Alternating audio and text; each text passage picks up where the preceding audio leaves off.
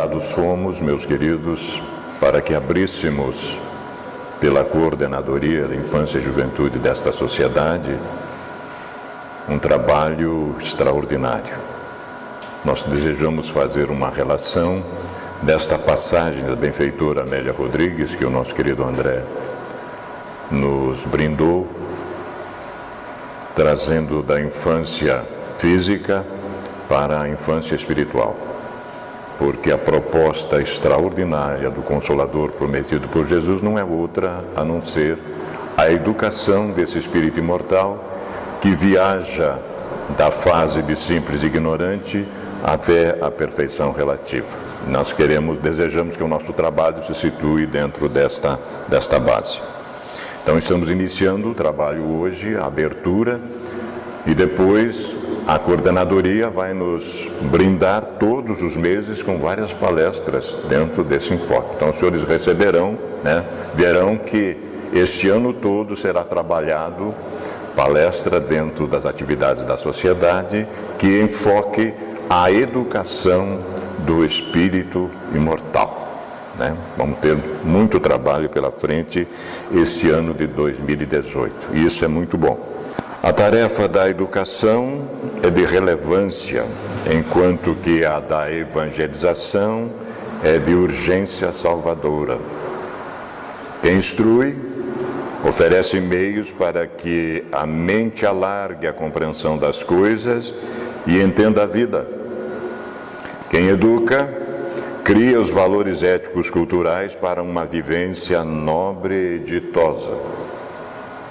Quem evangeliza, liberta para a vida feliz. Evangelizar é trazer o Cristo de volta ao solo infantil, como bênção de alta magnitude, cujo resultado ainda não se pode realmente aquilatar. Sugerimos que esse texto da benfeitora Amélia Rodrigues, que está nesta obra extraordinária, Terapêutica de Emergência, seja posto, se possível, na geladeira, para que todos os dias nós mergulhemos no mesmo. Sugerimos, O Cristo em casa, o carinho do jardineiro divino, em trabalho contínuo no campo fértil das almas humanas. Nós vamos enfocar exatamente esse aspecto da projeção de trazermos o Cristo para a nossa casa de retorno e viver as suas lições profundamente. Vamos ver como é que se comporta esses tópicos. A nossa reflexão primeira. Quando a inteligência conduz o amor, há lógica e razão. Mas quando o amor dirige a inteligência, a compaixão expressa-se e a caridade toma conta dos comportamentos humanos. Fundamentalmente, a lei maior do universo, amor e compaixão, numa projeção, desdobrando esta lei maior do amor. Tomado de compaixão pela sociedade injusta, infantil e perversa dos seus dias, muitas vezes Jesus deixou-se conduzir pela compaixão, graças à qual amou-a sem reservas, entregando-se em regime de doação plena, fim de que a vida moral predominasse em todos os comportamentos sociais e humanos. Ele não era só um legislador. Ele é perfeito porque viveu aquilo que nos propôs e continua vivendo. Nunca nos abandonou, continua conosco. Toma-o, diz a nossa querida benfeitora Joana de Ângeles, como exemplo. E tem compaixão quando não possas aplicar outro sentimento, porque compaixão, meus amados, isso sim é vida. A compaixão é vida. Colocar-se no lugar do outro. Quando vem a proposta do Cristo que nos diz, não julgues, porque tu não tens todos os elementos de que trata este assunto. Te reserva a desenvolver compaixão pelo outro, porque no tempo e no espaço irás precisar, e muito, dela também. Dela também.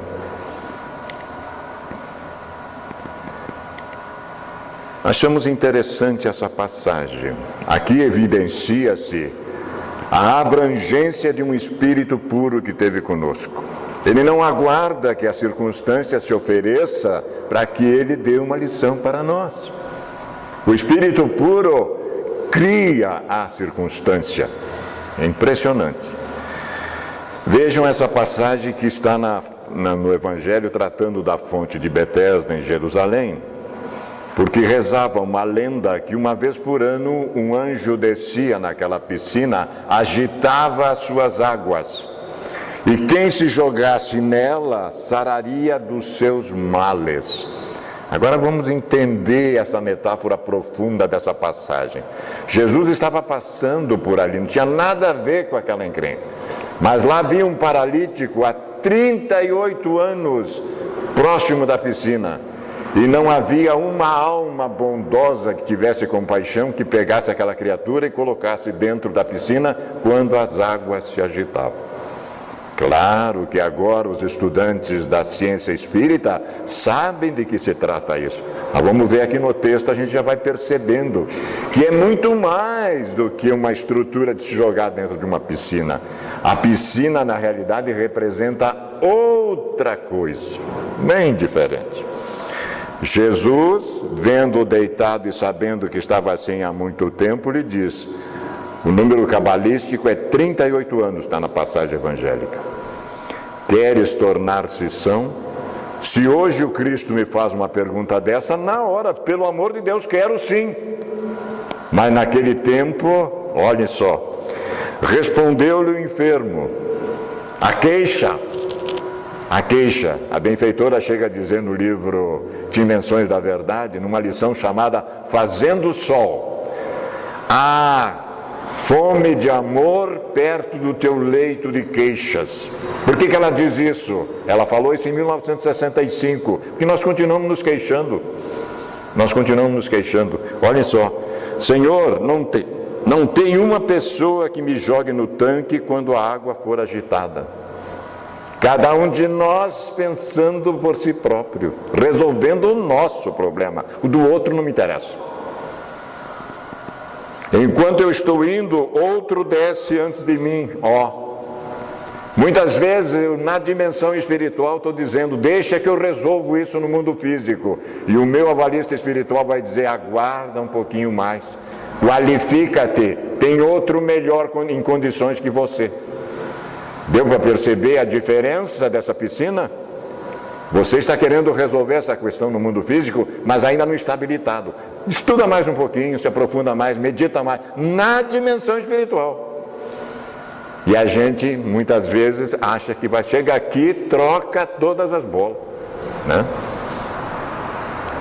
Disse-lhe Jesus, levanta, toma o teu catre e anda. Meu Deus do céu, depois de 38 anos, não há karma que resista. E o cara está ali se queixando da vida, né? E o homem logo ficou são, tomou o seu catre e andava.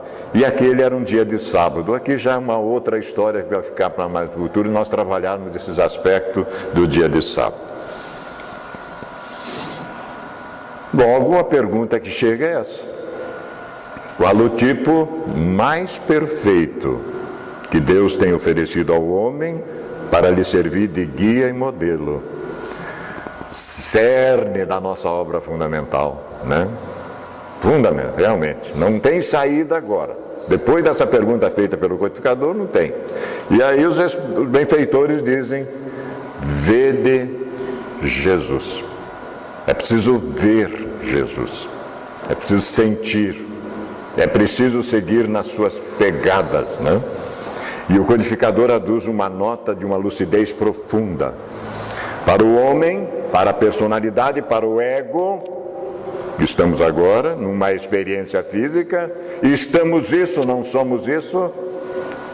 Jesus constitui o tipo da perfeição moral a que a humanidade pode aspirar na Terra. Deus nos oferece como o mais perfeito modelo, e a doutrina que ensinou é a expressão mais pura da lei do Senhor, porque sendo Ele o mais puro de quantos têm aparecido na Terra, logicamente que o Espírito Divino o animava. E a gente se afastou disso. hoje, com todo o respeito às denominações religiosas, às filosofias religiosas, Jesus desapareceu. E nós temos uma responsabilidade muito... Cada um de nós vai responder exatamente por esses desvios. E que o movimento espírita abra o olho em relação a isso. Aqui está o cerne da questão. 625 e a sua nota do codificador. É muito importante refletir sobre isso. Guia e modelo. Guia para deixar ser conduzido e modelo para ser seguido. Senão não tem jeito. Vamos e voltamos à dimensão espiritual, olhando as estrelas, esses mundos extraordinários, nessa imensidão do universo, com uma bola de chumbo no pé. Porque a gente não desperta para isso. Em que sentido, então, se deve entender essas palavras do Cristo? O meu reino não é deste mundo. Também está lá muito claro, né? Respondendo assim, o Cristo falava em sentido figurado. Essas parábolas foram colocadas ali, a gente não mexeu nelas, porque o resto a gente adulterou tudo. Mas nessas a gente deixou porque a gente não compreendia. Mas agora não tem mais jeito. Agora a gente está entendendo perfeitamente de que se tratava. Queria dizer o Cristo que o seu reinado se exerce unicamente sobre os corações puros e desinteressados. Ele está onde quer que domine o amor do bem. Ponto. Ávido, porém, das coisas deste mundo e apegado aos bens da terra, os homens com ele não estão. Dói da gente ver isso. Mas é verdade. Jogar as nossas fichas no mundo material? Não. Utilizar o mundo material para a evolução espiritual. Aí sim. Mas eu preciso fundamentalmente compreender o sentido da existência física. Enquanto eu não entender isso, a coisa não anda. Eu continuo atormentado, procurando não sei o quê. Onde quer que me encontre 2 ou 3 pessoas reunidas em meu nome, eu com elas estarei. Então nós estamos aqui imbuídos desse propósito.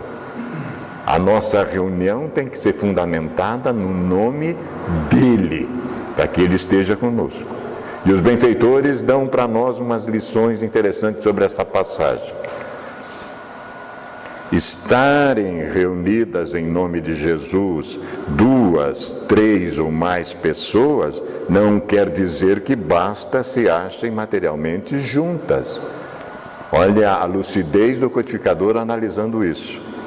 É preciso que o estejam espiritualmente, em comunhão de intentos e de ideias para o bem. Jesus, então, ou os espíritos puros que o representam se encontrarão na Assembleia.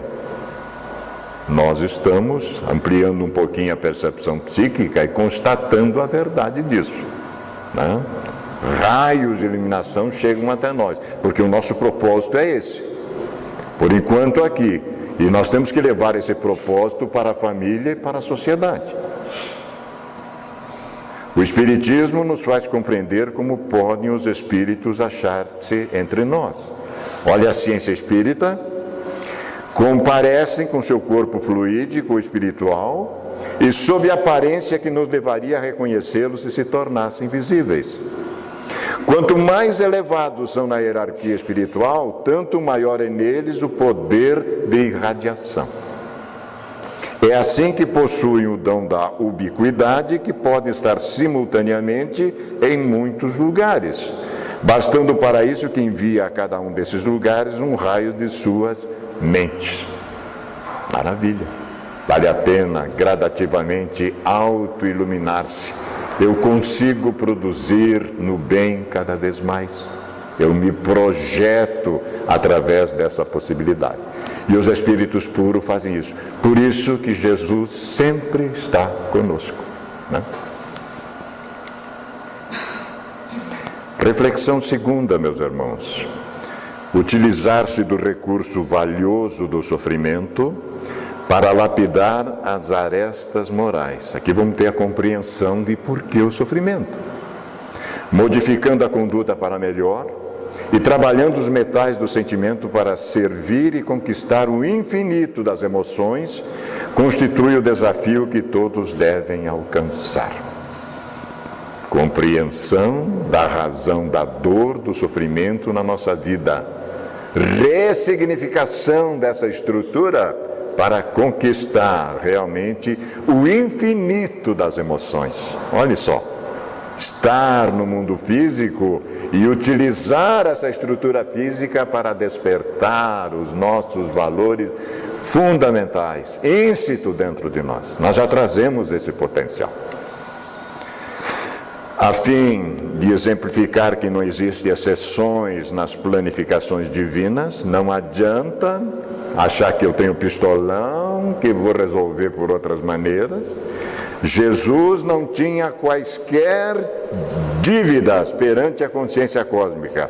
Veio amar e experimentar, dói na gente, a gratidão humana, submetendo-se ao holocausto com paciência, misericórdia e amor inexcedível.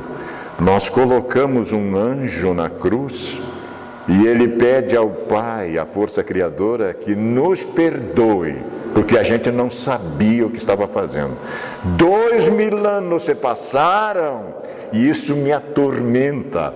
Será que nós não sabemos ainda o que estamos fazendo? Possível, né? A sua é a lição de que se ao ramo verde foi feito aquilo, se há um espírito puro nós fizemos aquilo, que não se fará ao ramo seco que somos nós. A gente está vendo aí. Enquanto eu não descubro o sentido da existência, eu sou cruel. Eu chego a passar programa na televisão onde possivelmente vou mostrar até incesto para a população. Dói de ver isso, dói. Utilizando um veículo que poderia ser de educação das massas para a loucura total. E a gente está vendendo a alma, 15 minutos de fama por nada. Mas vai passar. Nós vamos criar juízo, vai passar, né?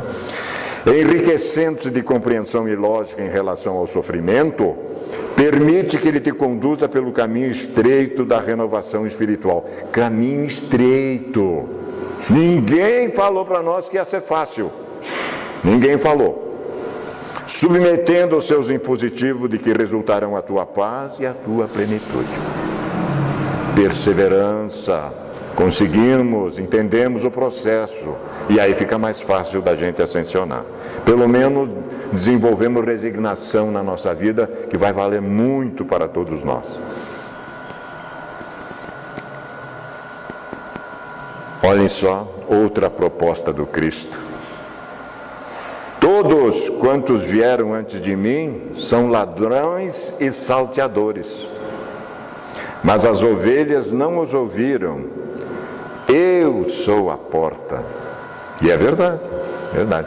Porque os que vieram antes, possivelmente, não foram ao holocausto, ao sacrifício maior, né? Se alguém entrar por mim, será salvo, acertará o alvo. Entrará e sairá e encontrará pastagem. Entrar e sair da vida física e continuar evoluindo. Olhe só, condições favoráveis para isso, nos habilitando para tal. O ladrão não vem senão a fim de roubar, matar e destruir. Eu vim para que tenham vida e a tenham em abundância. Eu sou o bom pastor. O bom pastor entrega a sua vida pelas ovelhas. Maravilha. Maravilha. Continua dizendo para nós: vem hoje, trabalhar na vinha. A vinha necessita de braços, de espíritos corajosos para que esta mensagem penetre no coração das demais criaturas. Precisa de conduta ética, moral, precisa de exemplo. de postura correta, né?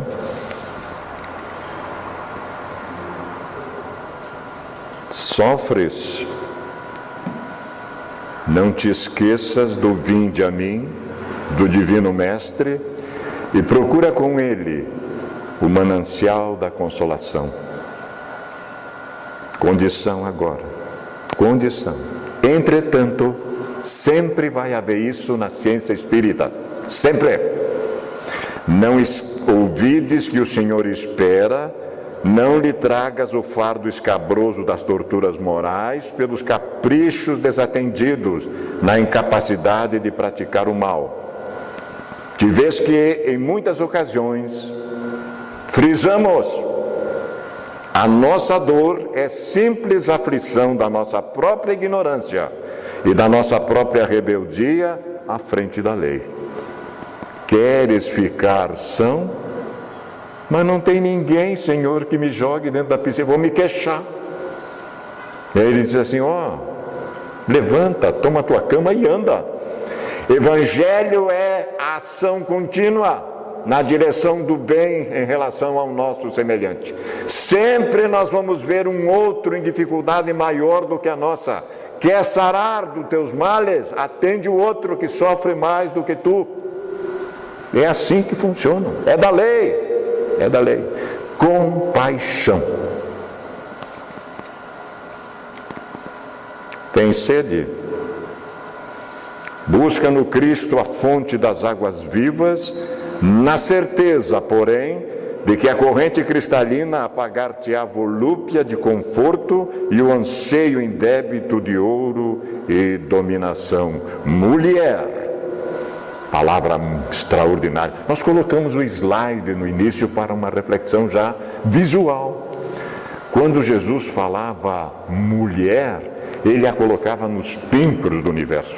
Foi o primeiro que promoveu essa criatura que era completamente discriminada.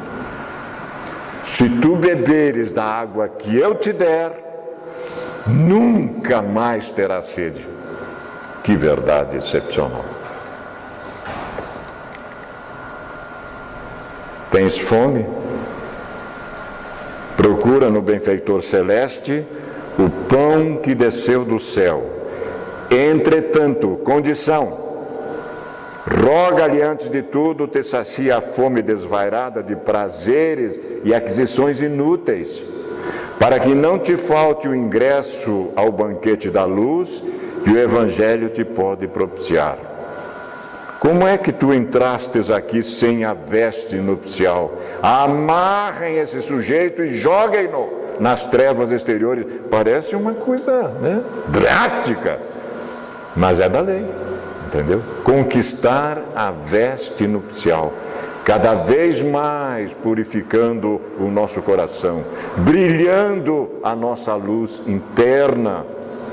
É a proposta. Sentes-te enfermo? Procura em Jesus, o divino médico. Contudo, condição.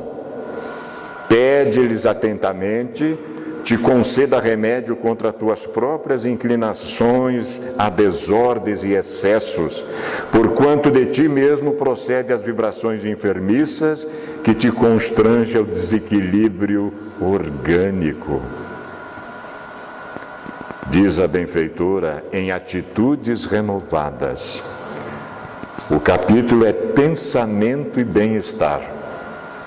Quando o homem controlar o pensamento, descobrirá o fogo por segunda vez. Está aí o problema. Não é só do lado externo, é o controle total do pensamento. Os monges tibetanos fazem isso. Eles conseguem equilibrar.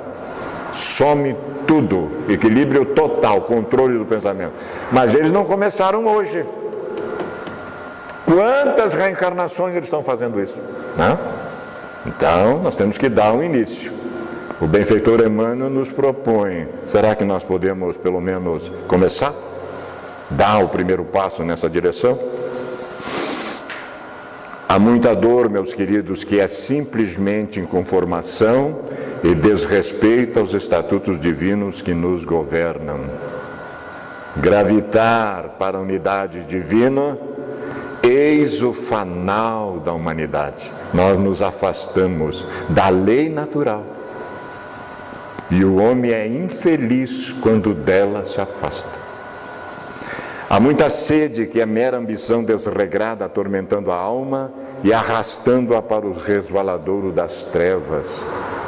Há muita fome que não é senão exigência descabida do espírito invigilante. Os direitos do consumidor, eu vejo sempre os direitos, mas eu não vejo os deveres. Eu não vejo ninguém tratar dos deveres da criatura, mas dos direitos, sim, só direito. Que direito a gente tem antes de cumprir deveres? Há muita moléstia que expressa tão somente intemperança mental e hábitos viciosos que é necessário extirpar. Vai ser fácil? Claro que não é. Isso é uma luta titânica. Paulo, apóstolo, chama de o bom combate. Uma luta comigo mesmo, com meus maus hábitos arraigados há milênios. Não é fácil. Estão ali cristalizados. Vinde a mim, disse-nos o amigo eterno. Saibamos, pois, realizar a retirada de nós mesmos. É necessário que o ego desapareça e que o self surja, tome conta, assuma o comando disso. E desse modo colocar-nos-emos ao encontro do nosso divino Mestre e Senhor. O Cristo interno encontrando-se com o Cristo cósmico. Maravilha, não? Isto é uma mensagem do benfeitor Emmanuel no seu livro Marcas do Caminho, que eu desconhecia, inclusive. Reflexão terceira. A busca do pão transcendental, desse alimento espiritual de sabor eterno, deve constituir o nosso objetivo. Nem só de pão vive o homem, empenhando-nos de corpo e alma por consegui-lo. Todos os instrumentos ético-morais que for possível, deverá ser utilizado para isso, principalmente o trabalho no bem. Aplica-te na aquisição dos tesouros morais iluminativos e esparze-o por onde andes. Há fome de ternura nesse mundo rico de indiferença. O Evangelho nos diz que a virtude da nossa geração é a atividade intelectual. Mas o vício da nossa geração é a indiferença moral. Eu estando bem, o resto. Mendigos de amor, pobres de paz, necessitados de afetos. Retornamos. Mendigos de amor, pobres de paz, necessitados de afetos. Aguardam o convite para a fraternidade. Promove um banquete de luz, olhem só que coisa interessante, e convida esses teus irmãos e humanidades que aguardam compaixão e caridade, a fim de se libertarem da escassez e do sofrimento a que se encontram relegados. Ao realizá-lo, será surpreendido pela presença de Jesus, que virá ajudar-te na especial realização, oferecendo o pão do reino dos céus. Alguém duvida disso? Experimenta fazer para ver. Ah, mas nós não temos recurso. Inicia para ver, em nome dele, para ver o que acontece. Experiência própria. Experiência própria. Inicia. É tão verdade que trouxemos essa imagem aqui, interessante. Olha só a proposta de Jesus para nós. E dizia também ao que o havia convidado. Então eu era pessoa de realce na sociedade, fariseu, dono da verdade, e resolvi convidar o Messias para um banquete na minha casa. Aí Jesus fala com o anfitrião, e dizia também o que havia convidado. Olha a proposta de Jesus, né? Quando preparares um almoço, uma ceia, não chame os teus amigos, nem os teus irmãos, nem os teus parentes, nem os vizinhos ricos, para não suceder que também te convide de volta e sejas recompensado. A sublimidade da maior das virtudes assenta-se no desinteresse pessoal. Nem um muito obrigado. Faça e passe. Mas quando preparares uma recepção, convida pobres, mutilados, coxos, cegos, e serás bem-aventurado. Será que a gente faz isso? Porque não tem como recompensar-te, pois serás recompensado na ressurreição dos justos. É mais para frente. Essa é a proposta, né? Claro que isso aqui é metafórico. Judas diz a Jesus: mas é um desperdício, Senhor, esse é um perfume caríssimo, né? E a mulher lá passando perfume em Jesus, a equivocada, e o Judas contrariando aquele exemplo ali, né? Aí Jesus chama o Judas, diz: Judas. O Judas diz antes para ele assim: nós poderíamos vender esse vaso de perfume e ganhar 300 dinheiro, e daí daríamos aos pobres. A caridade, a beneficência, né? Aí Jesus chama Judas e diz: Judas, os pobres sempre os terei. É necessário que tenha assim os pobres para que a gente possa colocar as coisas em dia. O pobre de hoje que está na dificuldade já teve opulência ontem e fez mau uso dela, com raríssimas exceções. Jesus está correto.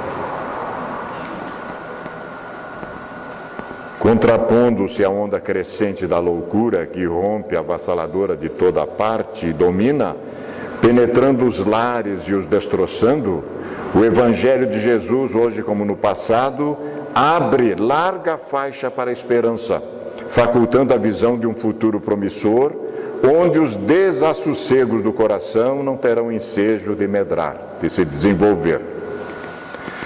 A par da lascívia e do moderno comércio do erotismo, e nós estamos vendo isso em televisão aberta, que consome as mais elevadas aspirações humanas na indústria da devassidão, as sementes luminosas da Boa Nova, plantadas na intimidade do conjunto familiar, desdobram-se em embriões de amor que enriquecem os espíritos de paz, recuperando os homens portadores das enfermidades espirituais de longo curso e medicando-as com as dádivas da saúde.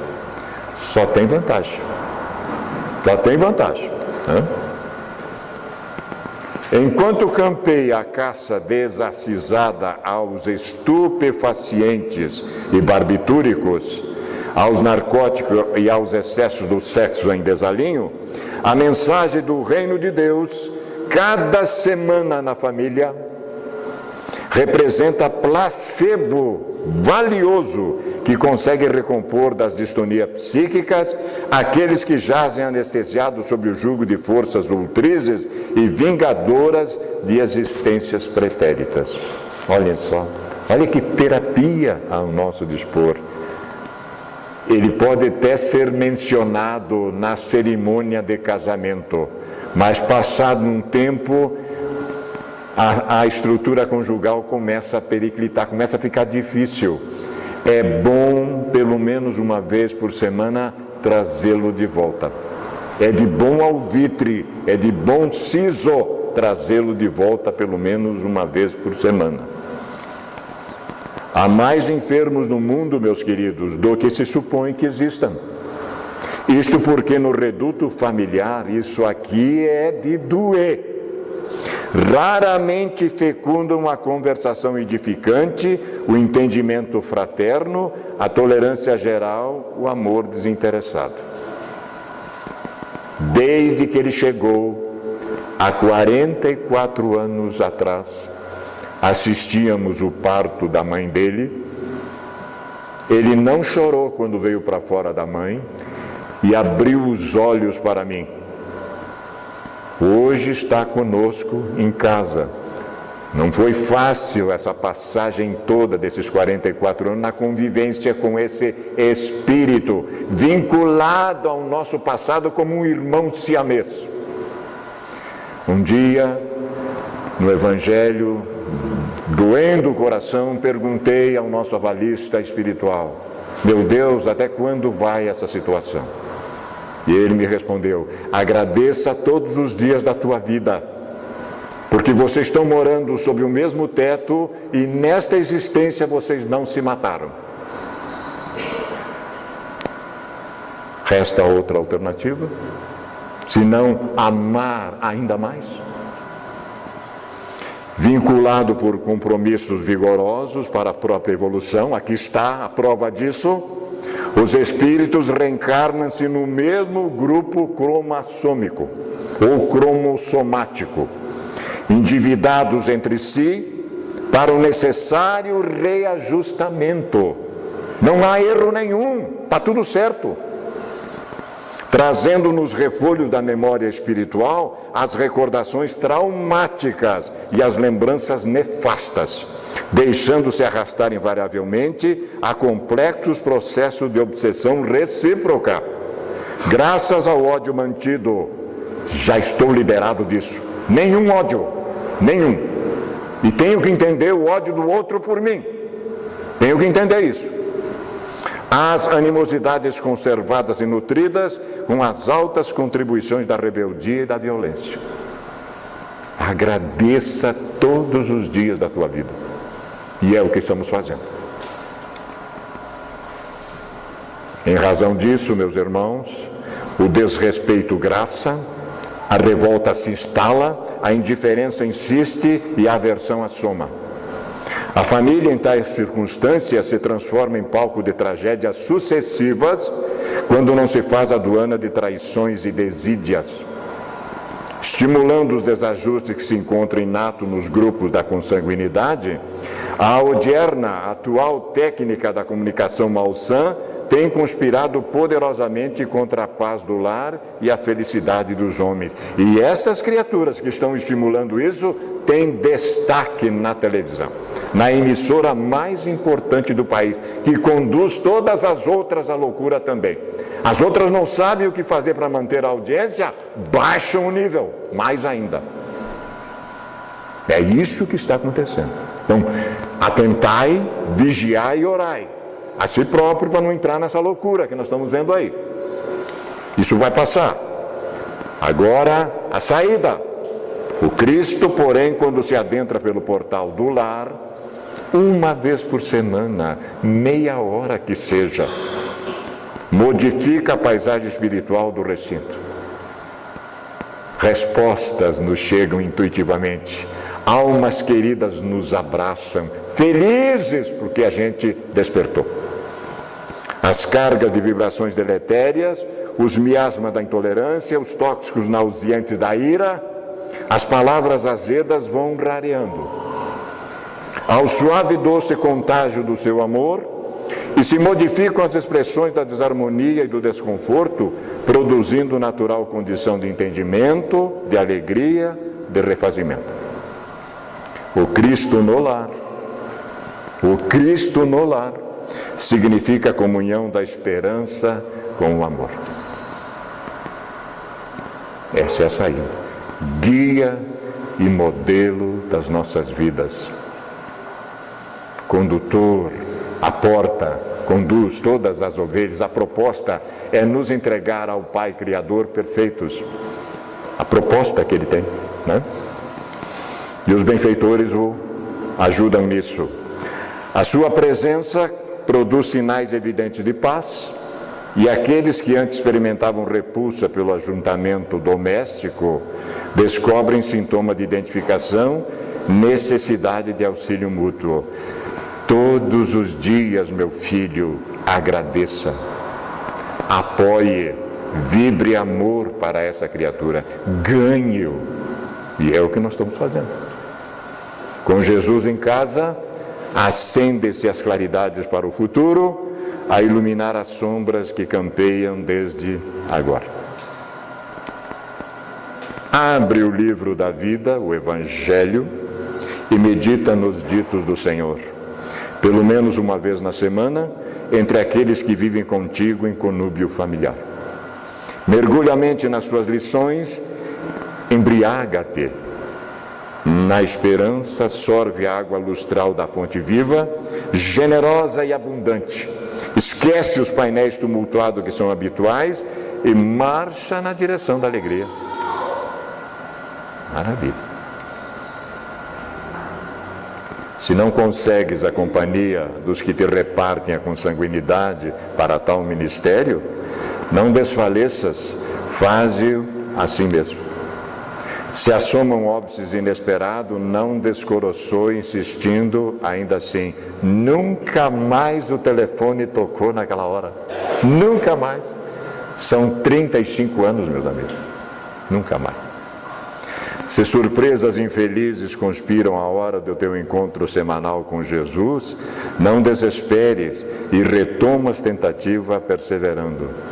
A benfeitora tem moral para dizer isso? Tem.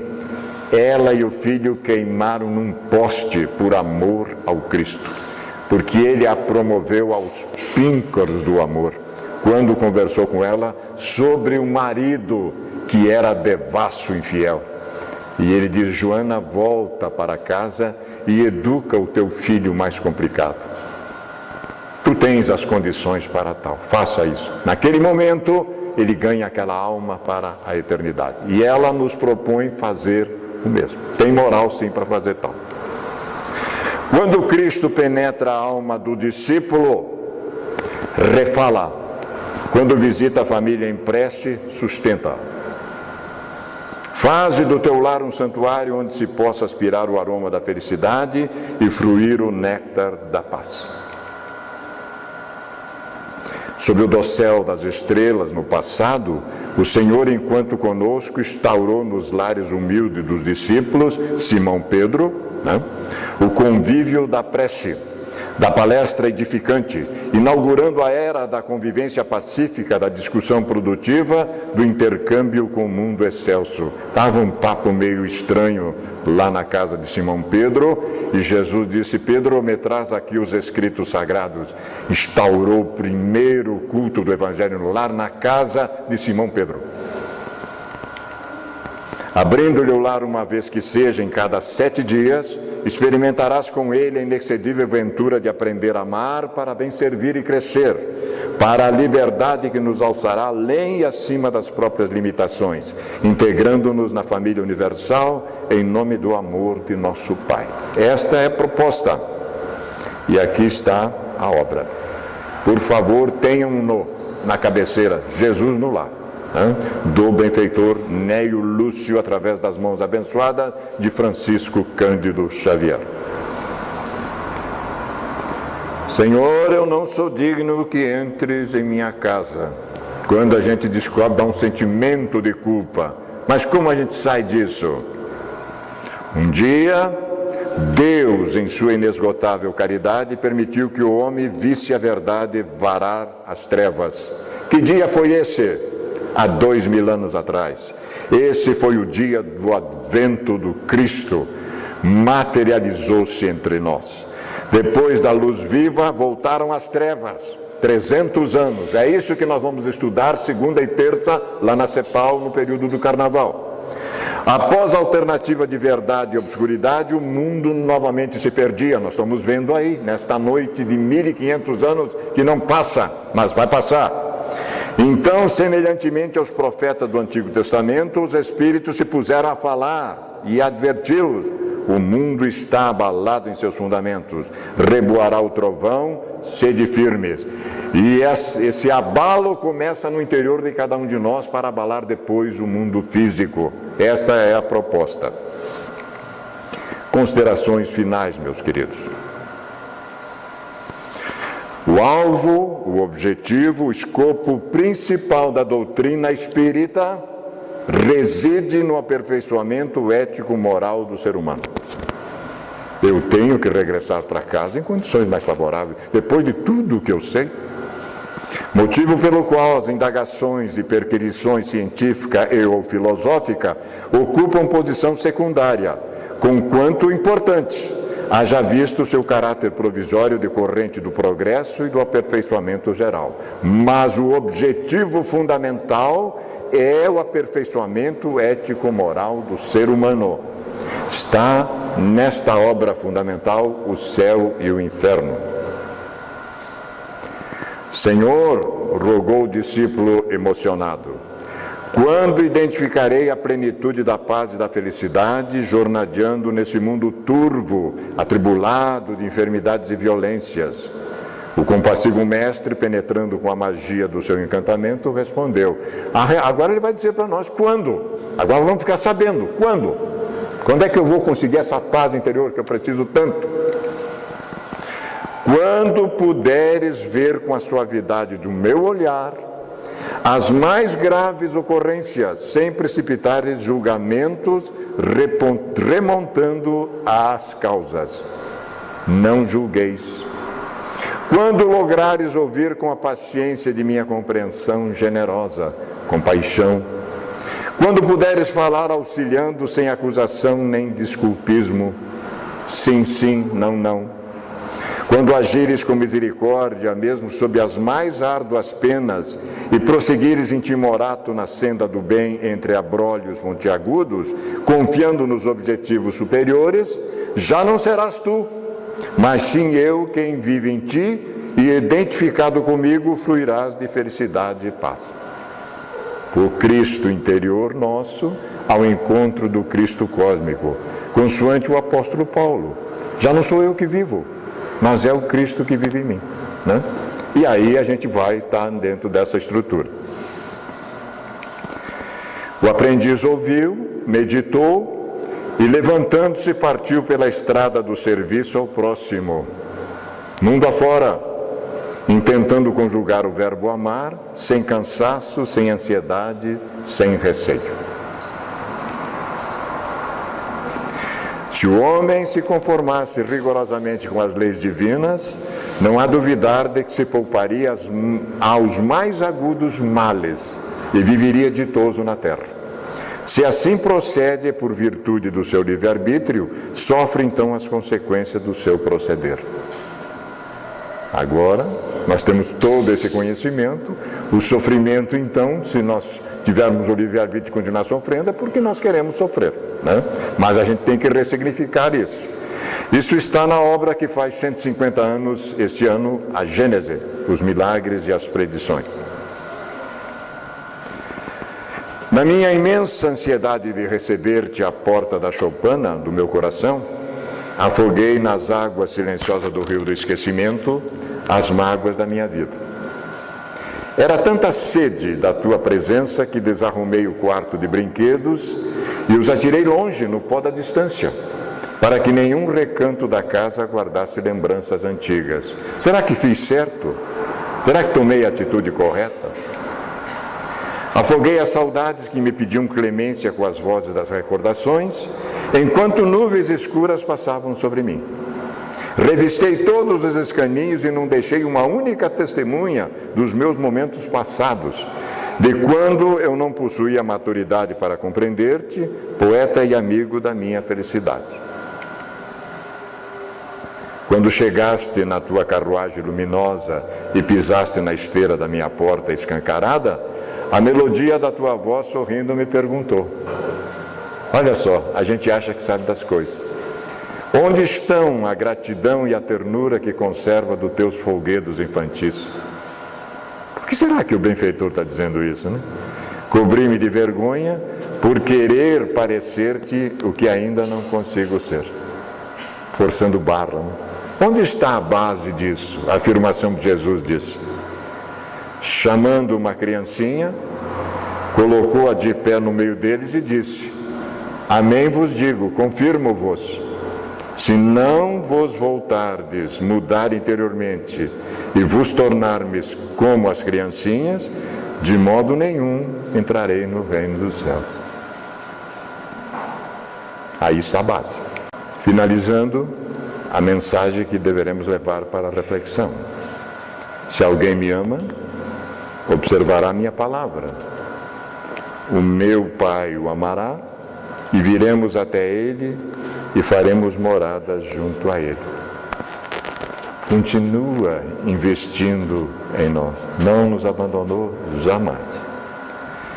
A pergunta que fica, meus queridos, que precisamos aprofundar ainda mais: instruir, educar, evangelizar, será possível sem Jesus? Pensemos nisso e que a misericórdia divina nos abençoe mais uma vez. Muito obrigado.